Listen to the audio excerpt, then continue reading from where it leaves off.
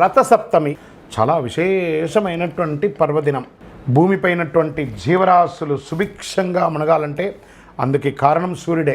ఈ కారణంగానే భగవానుని కనిపించే దేవుడు ఎవరైనా ఉన్నారంటే సూర్య భగవానుడని హిందూ సంప్రదాయ ప్రకారం తెలపడం జరుగుతుంది. సూర్య జయంతి రోజు ఎక్కువ పూజిస్తారు. మాఘమాస శుక్లపక్షమ సప్తమి తేదీ నాడు ఈ పర్వదినం వస్తుంది. దీన్ని రథసప్తమి అంటారు.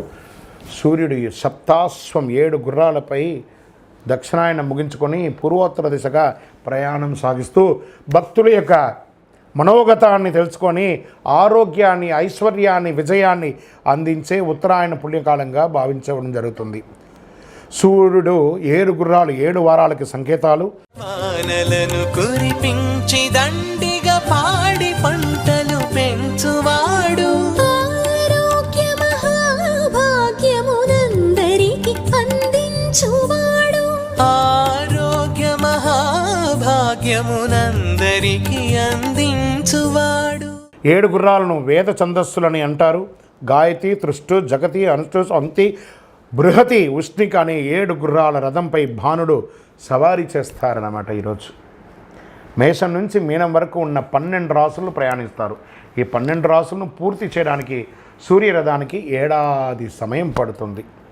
సూర్య జయంతి అంటే సూర్యుని పుట్టినరోజు కాదు, రథానికి సూర్యుడు సాగించే ప్రయాణం చేసే పవిత్రమైనటువంటి రోజు అంటారు. ఈరోజు మనం ఏం చేయాలి?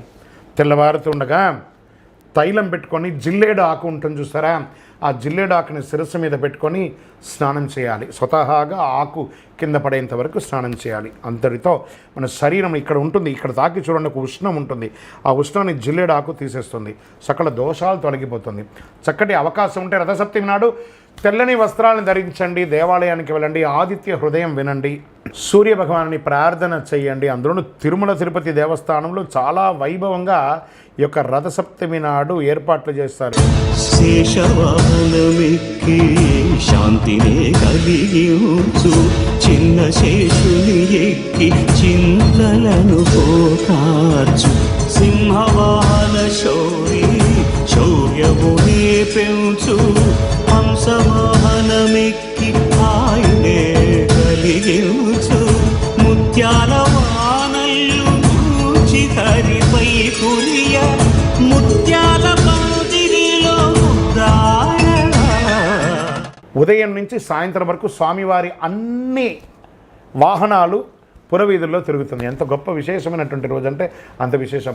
కల్పవృక్ష విహారీ కలిదోషహారియై సర్వభూపాలులకు సిరులను కలిగించు, మోహిని కృష్ణులుగా మోహము తొలగించు, గరుడ వాహనమెక్కి ఘనదాస్యమును చూపు, హనుమంత సేవలో అభయం ప్రసాదించు, గజవాహనం పై భ్రాంతిని తొలగించు, సూర్యప్రభలు నిలిచి అక్షీణతను పెంచు, శ్రీవత్సవక్షుడై ఆ చంద్రప్రభలు విహరించు, రథమెక్కి మనోరథమెక్కి మలిన వాంఛలను త్రుంచగా, రయమెక్కి హరిహయమెక్కి కరుణ వీక్షణము పంచగా,